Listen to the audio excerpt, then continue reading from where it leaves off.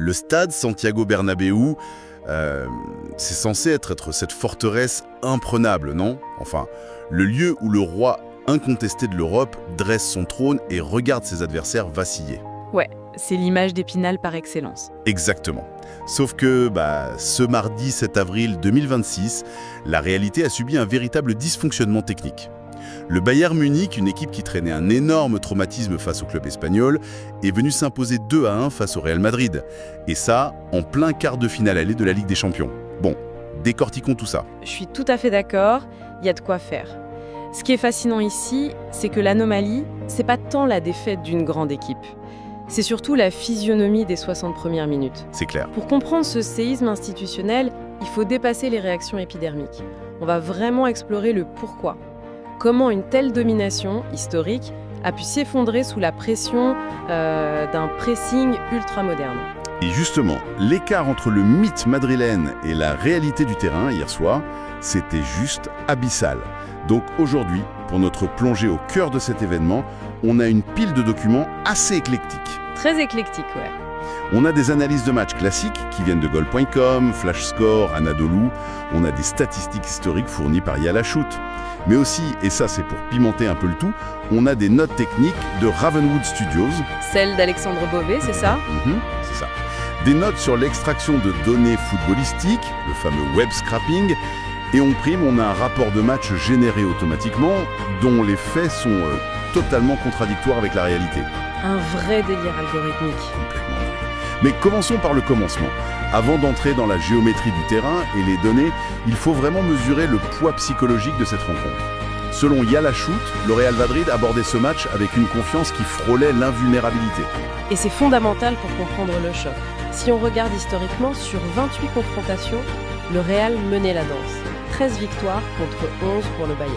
Ce qui est déjà une belle marge à ce niveau. Exactement. Mais la statistique la plus lourde, c'est cette série d'invincibilité madrilène de 9 matchs européens consécutifs face à ces mêmes Bavarois. Donc le Bayern de Vincent Kompany n'arrivait pas seulement face à 11 joueurs, il faisait face à un vrai complexe d'infériorité institutionnelle. 9 matchs. Ouais, c'est psychologiquement énorme. C'est paralysant. D'autant plus que sur leurs 8 dernières doubles confrontations face à des clubs espagnols en général, les Bavarois en avaient perdu 7. 7 sur 8, c'est un truc de fou. Mais je veux bien qu'on parle du poids de l'histoire. Mais l'histoire ne joue pas sur le terrain. C'est comme se reposer sur un CV exceptionnel alors qu'on rate complètement l'entretien d'embauche. C'est une super métaphore. Merci. Le Real Madrid est arrivé avec ses trophées, son aura, tout ça. Mais dès le coup d'envoi, toutes nos sources décrivent une véritable avalanche d'erreurs madrilènes. Comment cette certitude historique a pu se traduire par une faillite technique aussi foudroyante lors des 60 premières minutes? Parce que l'excès de confiance, ça engendre souvent la paresse tactique. Quand une équipe est convaincue que le scénario va toujours tourner en sa faveur, la moindre perturbation structurelle provoque un court-circuit. Une sorte de panique silencieuse, quoi. C'est ça. Et le Bayern avait des arguments individuels super précis pour créer cette rupture. Prenez Harry Kane par exemple. Ah oui, lui, ses stats à l'extérieur sont effrayantes. Absolument. Il restait sur une dynamique phénoménale. Il avait marqué l'un de ses 13 derniers matchs de Ligue des Champions à l'extérieur. Une capacité chirurgicale. Mais le truc, c'est que le Real avait aussi ses propres assurances tout risque. Je pense notamment à Vinicius Junior. Les chiffres de nos sources montrent qu'il avait inscrit 13 buts lors de ses 15 derniers matchs de C1, juste en seconde période. Un vrai finisseur de fin de match. Exactement.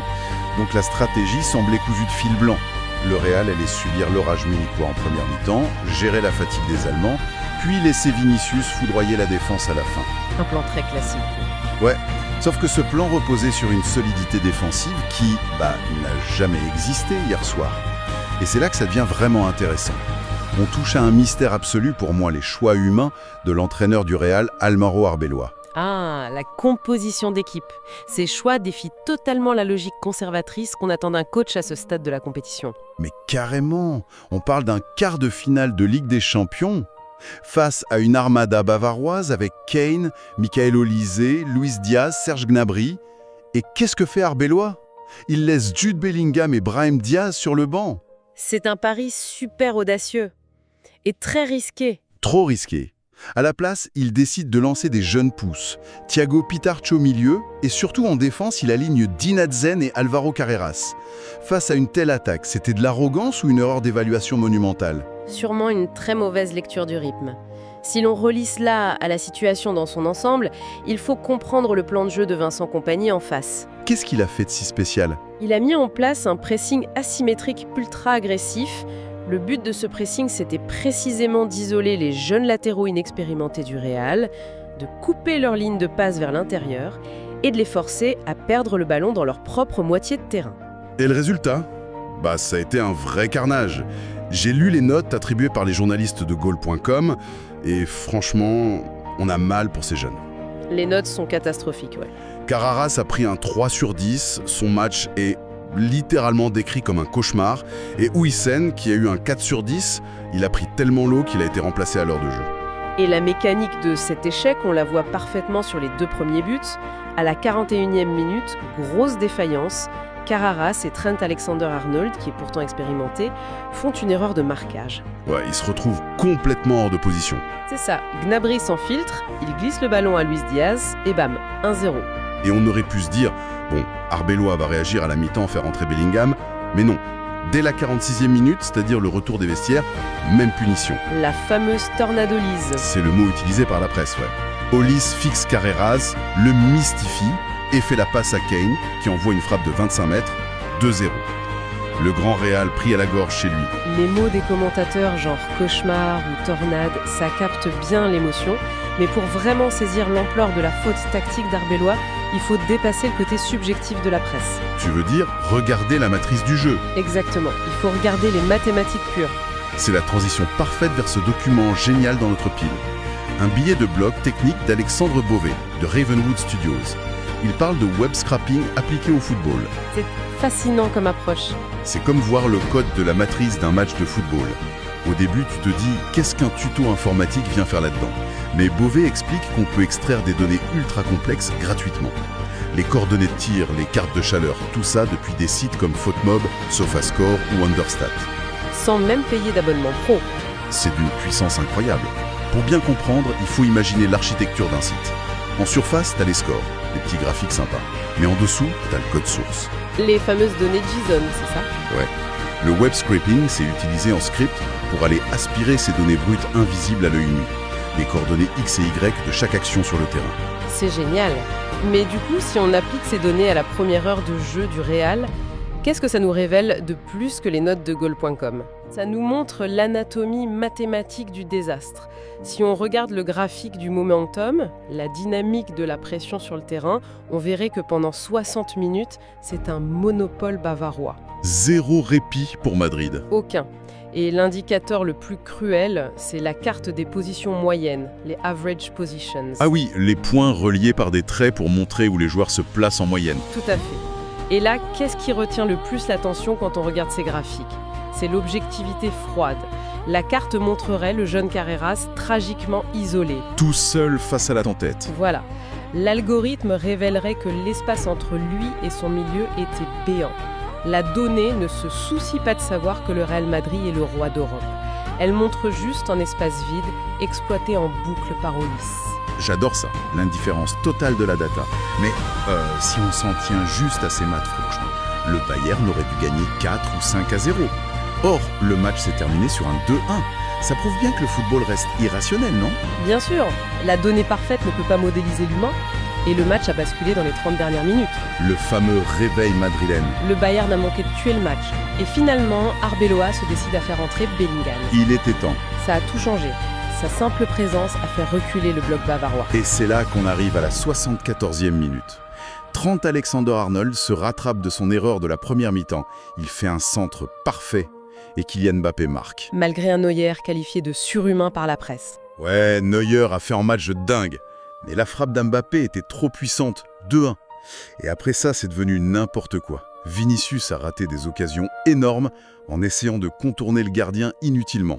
C'était la folie. Les deux équipes auraient pu marquer. C'est la résilience classique du Real. Même dominé tactiquement, il s'accroche.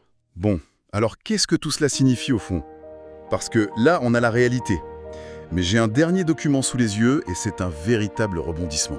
Ah, tu parles du texte généré automatiquement, le fameux officiel live? Ouais, ce truc est une hallucination collective sous stéroïdes. Écoute ça. Cet article raconte un match complètement différent. Il dit que le Bayern a marqué, ok, mais après il affirme avec le plus grand sérieux que le Real a égalisé puis a gagné le match grâce à une contre-attaque en fin de partie. C'est invraisemblable. Ils ont inversé le vainqueur. Ils parlent de victoire dramatique pour le Real. Et c'est pas fini. Le texte parle de l'autre match de la soirée entre Arsenal et le Sporting. Il décrit ça comme un festival de buts spectaculaire. Alors que bon, on sait très bien qu'Arsenal a arraché un tout petit 1-0 grâce à Kai Havertz à la 91e minute. Une désinformation totale. Mais cela soulève une question cruciale sur notre époque. Pourquoi ce texte existe? Pour faire du clic, j'imagine. Exactement. C'est du contenu généré pour le référencement, le SEO. L'algorithme d'intelligence artificielle détecte un pic d'intérêt mondial, les mots-clés Real Madrid, Ligue des Champions, Bayern. Et il pond un texte en 2 secondes pour apparaître en premier sur Google. Mais pourquoi il invente un faux résultat? Pourquoi il copie pas juste le vrai score? Parce que les modèles de langage prédisent des mots basés sur des probabilités statistiques, pas sur des faits en temps réel. Dans sa base de données, le mot-clé Real Madrid à domicile est statistiquement ultra lié à des expressions comme remontada ou victoire dramatique en fin de match. Ah ouais, donc il a juste recraché un stéréotype, hein. C'est exactement ça. Il n'a pas analysé le match du 7 avril 2026. Il a généré le mythe habituel du Real. C'est fou quand on y pense. D'un côté, on a Alexandre Beauvais et le web scripting qui nous donne une précision chirurgicale, la donnée pure. Et de l'autre, on est inondé de résumés automatisés qui polluent la réalité avec des hallucinations statistiques. C'est pour ça qu'il faut garder un esprit critique aiguisé aujourd'hui. Face à cette surcharge d'infos, il faut savoir faire le tri. Une vraie leçon, et pas seulement pour les passionnés de foot. Mais pour en revenir au terrain, faisons un petit bilan. Le Bayern a prouvé que la pression tactique pouvait briser la mythologie madrilène. Oui, le pari d'Arbellois sur la jeunesse a été un échec cuisant. Mais le but de Mbappé garde l'espoir vivant. Le match retour, ça sera le mercredi 15 avril à l'Allianz Arena. Et attention, avec une donnée majeure en plus, le carton jaune d'Aurélien Tchouaméni. Ah oui, c'est vrai. Il sera suspendu. Exactement, il sera privé de ce match retour. Ça va obliger Arbellois à encore bricoler son milieu de terrain. Espérons qu'il s'appuiera un peu plus sur des données fiables cette fois, au lieu de jouer à l'apprenti sorcier avec ses jeunes. En tout cas, cette analyse, c'est une super leçon sur le risque et la résilience. Tout à fait. C'est passionnant de confronter la donnée à l'humain. Et ça m'amène d'ailleurs à une dernière pensée pour clôturer cette exploration. Puisqu'on a vu que des passionnés peuvent scraper chaque mouvement, chaque passe grâce au big data, Ouais. combien de temps il nous reste avant qu'une intelligence artificielle, nourrie par toutes ces données de Footmob et Understat, ne prenne de meilleures décisions tactiques que des entraîneurs humains comme Arbeloa ou compagnie? C'est une excellente question. Imagine, un algorithme qui remplace l'instinct par la prédiction parfaite. À quand le premier algorithme vainqueur de la Ligue des Champions? Je laisse ceux qui nous écoutent méditer là-dessus.